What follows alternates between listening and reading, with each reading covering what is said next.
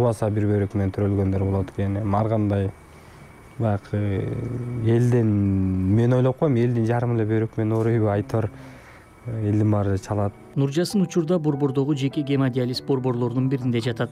Актёрдун жакындары анын бөйрөгүн алмаштыруу үчүн азыр Түркиядан клиникаларды караштырууда. Ал жактан определенный сумма ошол $15.000 баштап $22.000 чейин тегеретесинде ушундай экен. Анан алар баягы поликлиникага нефролог профессордун эмесине статусуна жараша болот экен да.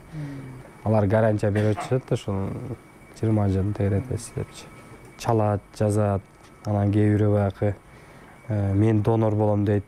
Кээ бирөө баягы кыйлайт, апалар чалып батасын берет. Өзүңдө кадимкидей мындай башыңды өйдө көтөрүп калат экенсиң да. Баягы эл баары турбайбы, журт баары турбайбы деп бир мындай сыймык пайда болот экен.